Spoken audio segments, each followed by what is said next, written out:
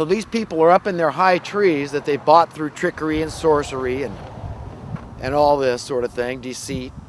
And they think, they're acting like but they see the fire burning around them. They're acting, a part that they want to keep on, pulling the wool over the public's eyes. They want to keep this facade going, keep this charade going. And, so they act all, secure in their positions in place. And the fact of the matter is that they're seeing that, they're destroying everything. They're seeing, and now the fire is starting to reach some of the, the middle classmen. They're not up at the top of the trees, and so the middle class is getting very upset because they see their trees, their riches are rotting too, and they see that they're being consumed by this fire. But we've got to understand that God's the one that controls this fire, okay? That God ultimately is in control of the affairs of men, and evil only gets as far as God allows. Always remember that. It's not God's will that the evil is being done, but God is allowing the evil to be done for whatever is and if you want to question God, you go ahead. But I know God at any time can lift up a standard against evil, like he did for Daniel. And I would point to the book of Job, how he did for Job. Okay, so we know it's all true, that God can and often does protect the righteous.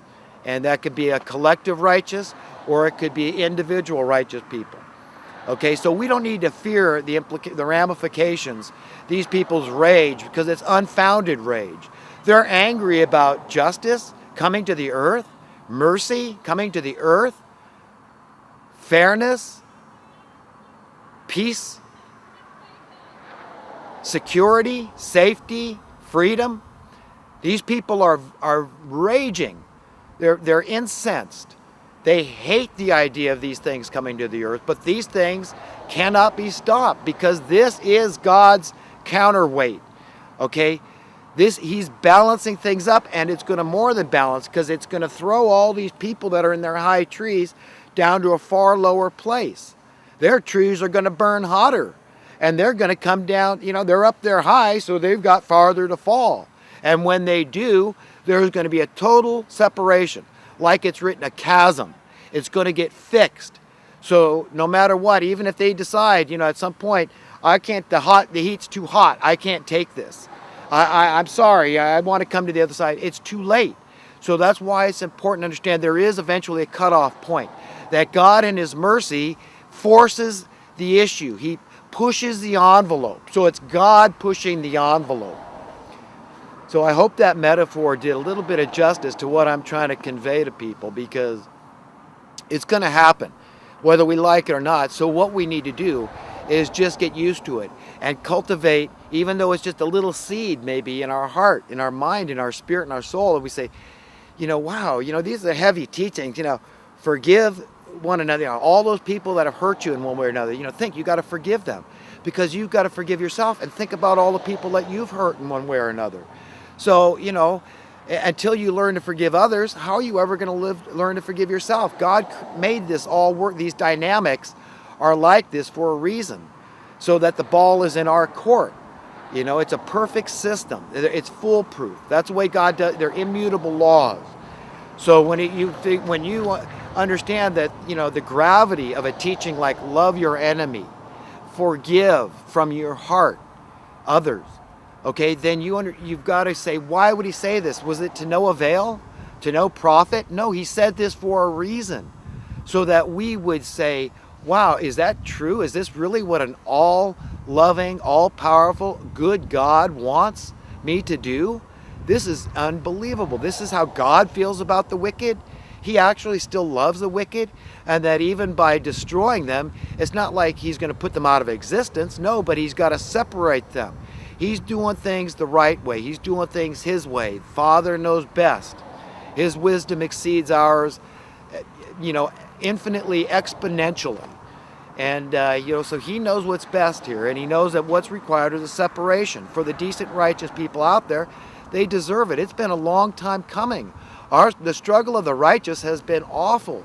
God knows it, and I'm tired of it. I'm so tired of this advantage-disadvantage paradigm. And think of how many people are reveling in it. They love it. because they've got the upper hand. And it's horrible. It's just a Ponzi scheme, a pyramid scheme that's run its course. It's it. We've hit the wall, folks. Okay, there's only so much room for so many overlords out there, so many landlords. Okay? And they're going to gouge and gouge and gouge because it's going to, the landlord that survives, the overlords that survive are those that are willing to oppress the most, that to inflict the greatest financial tyranny, that not care about you. Say, hey, you care about the poor, government, politicians, then, you pay those subsidies. I'm going to raise my rent, and if Section 8 doesn't cover it, I'm done with Section 8. I'm just going to rent the private part. Hey, these guys work for Google. These guys have good jobs. These guys work for Twitter. I'll just get this class of people in here renting. You understand, folks? We're there. We're cooked. We're sunk. The ship's hard on the rocks. This is why, I don't complain too much about Obama. And I even voted for Obama the first time around, and it was just a shot in the dark. I could not stand McCain. At one time, I actually liked McCain. I respected the man. And then it was like he became demon-possessed and became establishmentarian. I thought, well, no, I don't like you. You're a warmonger. Didn't you read Smedley Butler's book, War is a Racket, fella? Okay, so I voted for Obama, yeah. With the hopes that maybe, he lost 99% of my support when he put his stamp of approval on the banking takeover. It was a coup d'etat.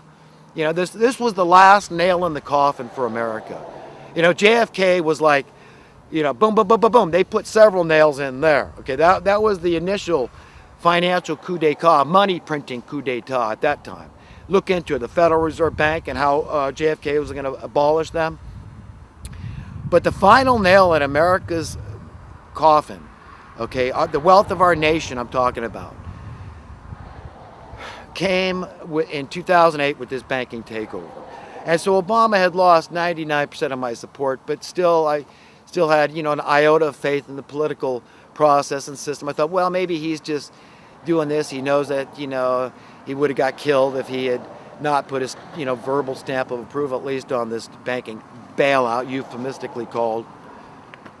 So, maybe he's going to betray them. So, I gambled on Obama and, I lost. But, I knew I was going to lose with McCain anyhow. So, there we are. But, since then, it's just, Ron Paul. I mean, here's a guy that understands sound currency, understands the threat sound currency poses to the establishment, how this would gradually solve our problems. This would create a utopia, believe it or not, financially speaking. This would create an egalitarian state, an equalitarian state, where you had universal prosperity, security, and freedom across the board. All workers could be respected.